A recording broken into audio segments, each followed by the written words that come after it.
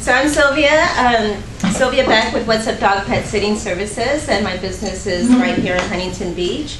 I had the opportunity to make another PowerPoint, so if I could draw your attention up here. I know he just moved it, but I wanted to talk a little bit about my my business card. My business card, I chose pink. Pink usually identifies women, and when I started this business, I really wanted that to be apparent. The logo, the dog, my husband kind of created the logo. And then the What's Up Dog, I will give him credit also. And I don't know if you guys remember, it came up from American Idol. Randy, one of the judges, he would go, "What's up, dog?" So that's kind of where it came from, I think. And so I liked it better than having my own name in it. So then I filed a fictitious business license, and so here we go. That's how we came up with the logo and the name and the color pink. Now if you would go, okay, how it all began. This is one of the questions that was on the questionnaires. So it began with a girlfriend of mine whose dog, that little dog, I'm sorry the picture looks kind of elongated, but this is not my forte. This is Pepper. This is one of the first dogs that started the whole idea. I was watching her dog several times, and in one of our conversations of all the volleyball women getting together, we talked about why don't I do that on the side. And so it was actually a thought I had some time back, but you know, for whatever reasons I didn't pursue it. So among our conversation, I started thinking about it. I thought, you know, I got to just stop thinking about it, research it, and do it. And so in my research, I found out Pet Sitters International, which is a website. It's an organization that is there for all pet sitters. And that's where I learned the steps that I needed to take to start my business. And in June of 2013 is when my doors first opened. So here we go. This is my house. This is where I live, and this is where I do business out of. It's a cute little house in Huntington Beach. We've added rooms and fixed the backyard, and so this is where all the dogs come. And like I said, it is family-owned business, so I updated this a little bit. To the left, you'll see my husband, my 17-year-old daughter, and myself. And on the right is my daughter, Charlene, baby Jackson, and this is Brandon. So this is my family, and they do help when they come visit. They do help. These are my two dogs. They are like the main part of the business. They entertain all our guests. If you look to the left, this is Addie when she was 4 months, and Coco, still 13. And then to the right is Coco, still 13, and there's Addie. And I don't know if you can tell, she's got quite a personality, that one. But she's 8 months old at this point, so. What do we provide? Like you all know, I provide overnight boarding is the primary service that we provide. In a loving home environment. This also gives your dog an opportunity to be socialized. So we have some dogs, but your dog won't be overwhelmed with hundreds of dogs. We go on dog walks, and it's through the neighborhood, or it's to the park, or to the beach. I do also have insurance, so if your dog is staying with me and there's an injury of any kind, I do have insurance to cover those bills. Your dog gets plenty of love and care, and I also have plenty of referrals. I also do long-term boarding, and long-term is usually 30 days or more. I do have customers that are gone for that long. As you guys know, I spoke of Can and Boom Boom. They're usually with me for 3 months. 3 months? Yeah, so the reasons you'll need our service, there's many reasons. If you look up there, obviously, if you're traveling for business or for pleasure, maybe you're having construction in your home, and it's, you know, not a great time to leave your dog there because the fence will still come down. Maybe your home is being tented for termites. And these are all reasons I've actually had people come and leave their dog with me. I've had where it's in a family emergency and all family members have to go, and so there's no one there to watch the dog member of the household, and so they'll bring them to me. Or everybody wants to go vacation. As a matter of fact, Christmas time is coming up, and one of my customers, the whole family's going away, and so they're already booking with me for Christmas. I've also had some ladies call me up and say, Sylvia, I'm having a family party. I would really like my dog not to be there. And so they'll leave their dog with me. So those are all some reasons that you can talk to some of your neighbors about. If that's what's going on, you can recommend What's Up Dog. So I also was asked, what's it like, or what do you do? So basically this is kind of how my day goes, and these are some of my guests in my backyard. Addie, as you can see, there's a little black spot right there. She has no fear. So I get up in the morning, I do my coffee, you know, the dogs go outside right away because they've been sleeping all night, so they go to the bathroom. So they go outside and they hang out there. Once I have my coffee, my breakfast, yes. They sleep indoors? Yeah, they sleep inside. Yeah. So then I put them all outside. Once I'm ready, we load up in the car maybe, or maybe I'll take 3 or 4 dogs, and then we start our walks. We'll go, it depends too, the length of walk. Maybe a quick walk if it's an older dog. Maybe if they're high energy dogs, then I kind of group them together once I know my customers that are there. And then I determine what we do depending on their ability. So we go do our exercises, and then it's all about breakfast. And believe me, it's a chore to feed like 9 different dogs. And some of them, I know, right? And some of them have special diets, you know. Mix the wet food with the dry food. This one needs the pill, you know, and they have like maybe 5 pills I have to give 2 times a day, or, you know, squirt oil here, I give this joint medicine here. So you'll see I have a whole set of bowls with different foods.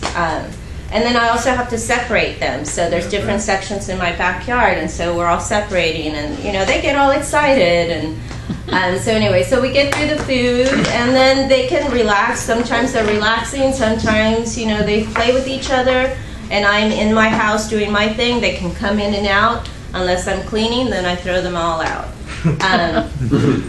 Let's see, then comes afternoon, and then again we'll do it again. We'll go get some exercise again.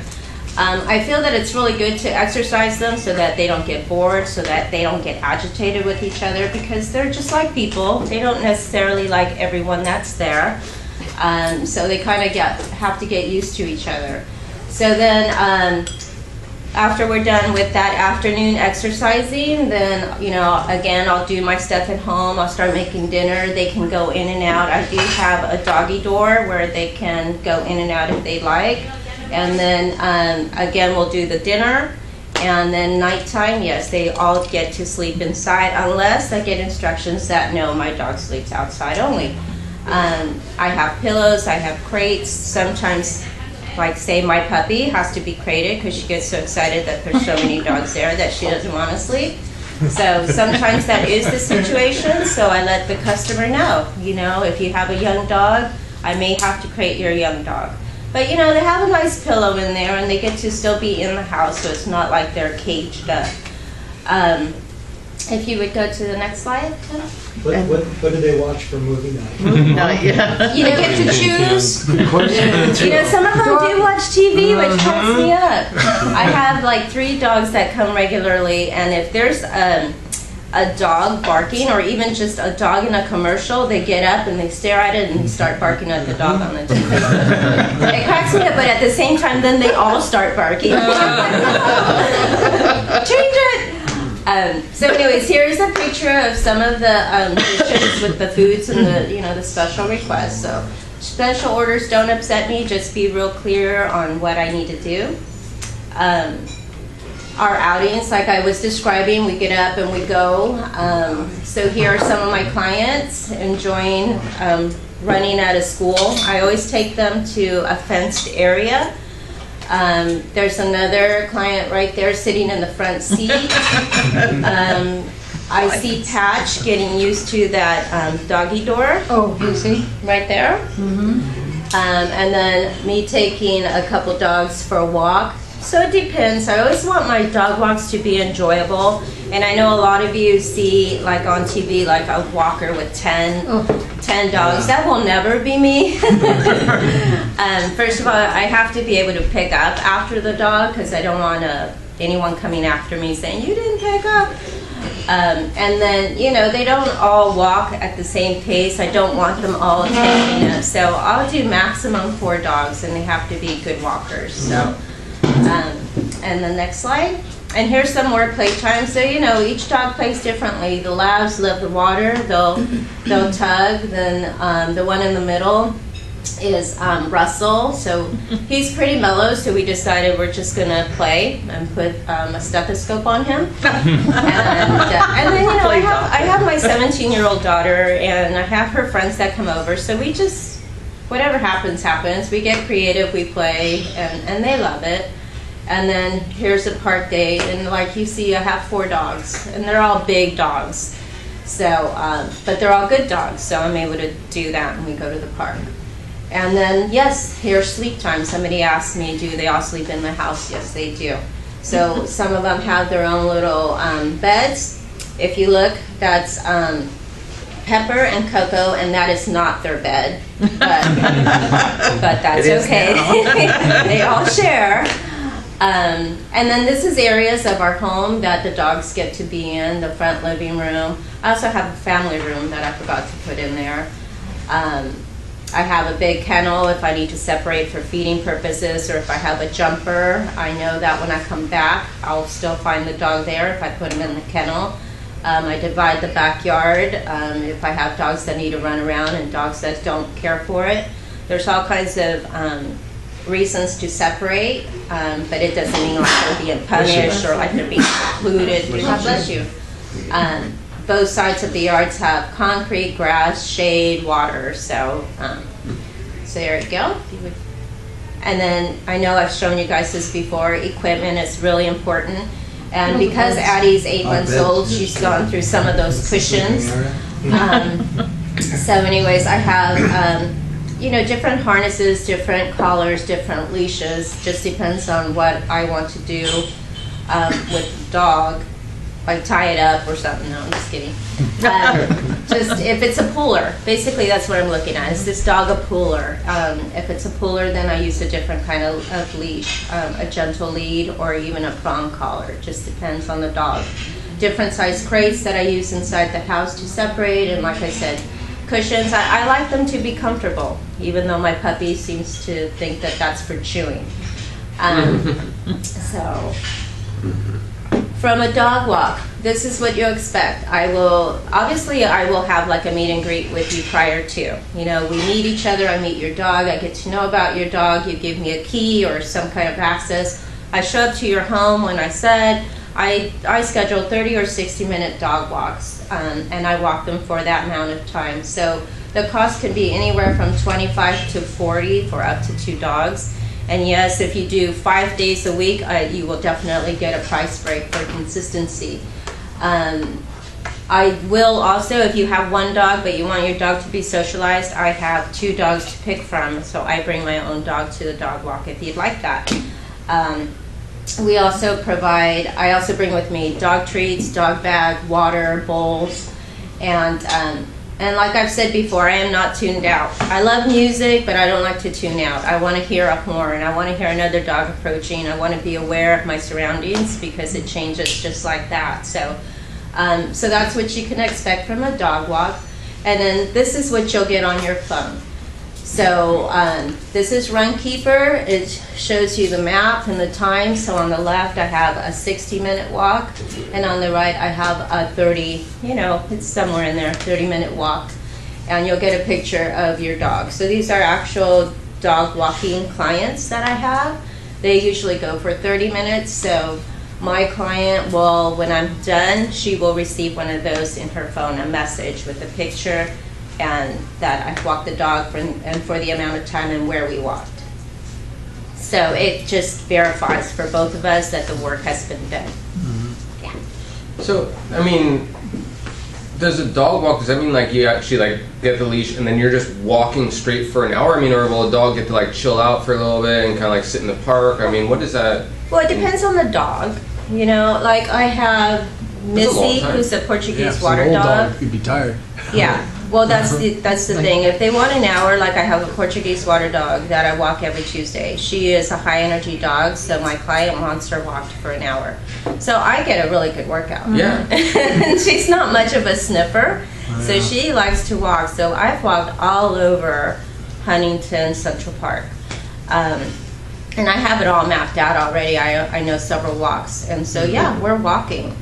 If I have a dog that likes to stop and sniff, then they'll get to do that. But if the goal that I've been given is to tire out the dog, they'll have some time to linger and sniff. But then I'm like, let's go walk. Okay. So it just depends on what the customer wants. Now you have to, limit yourself. You can't do like 8 of those a day, right? No, because I work at school. Like I said, this is part-time for me, so I can't. But even 8 hours walking. Yeah, you would. I wouldn't be able to do that because I also have to account for travel time too. So, yeah. Skills and training. Yes, I get a lot of hands-on learning with all these different dogs. Like I've said in the past, I also go onto the internet and I learn from Holly and Hugo and from Caesar. Right now I'm actually doing an online training for dog behavior because since my puppy, I get a lot of behavior. and it's been a while since I've had a puppy, so I find that I'm learning a lot, just learning how to look at them. They're not humans. A lot of people treat their dogs like humans. I never have because I have my children, but at the same time, just trying to understand their behavior, that young behavior, to teach her in a loving way not to eat certain things and, boundaries. So I've learned, short commands, consistency is huge. And sometimes it's hard when I have such 9 dogs, 8 dogs, and they all do different things. So that's been a little bit of a challenge for me with the puppy to be consistent when I have a variety of dogs. So I'm really excited to complete this dog behavior. I've been doing I think I'm on my 3rd section right now. So yeah, my experience helps me out a lot. And then, like I said, reading from Caesar and Holly and Hugo and just looking at specific information online. And again, here's some more customers. I know you guys all like to see the dogs. This is us getting to the back of my car, which I really should have bought a different car now. It's something that I can just hose off. But they enjoy it, and I love it. When their personalities mesh together, it's really fun to take them out. That cute one in the middle, I was teaching Patch boundaries, out of my kitchen. And so he decided to sit right there and stare at me while I was at the stove, and I'm like, oh, no way. He's just peeking at me, and I'm like, okay, you're just a little bit in the kitchen. So he's pushing it. And then to the left bottom, that is, what is his name? Brody. Brody is meeting Jake for the first time, and they're playing. That was really the first time they met each other, and he's on my futon, both of them are, and Jake seems to be okay with him. Yeah. And then on my far right bottom, she's new. She's been added on to the Portuguese water dog. Well, apparently the grandma ended up with this dog unexpectedly. This is Marley, and Marley is just adorable. I just love her face. So she's part of my 1 hour walk now. So now I have 2 at one time walking Oh my for an hour. God, is that a baby sheepdog? Huh? Puppy sheepdog? Yeah, that is a sheepdog. Oh, look at that. And Those Cheryl's dogs? yep, Oh. yeah. And Christmas time is coming, and so Savannah's wearing a Christmas hat.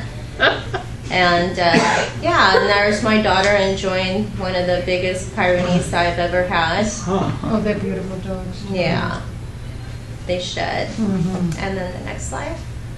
And then if you've been at my place long enough, you'll be dog crazy too. So, there you go. Thank you so much for your time. I appreciate it.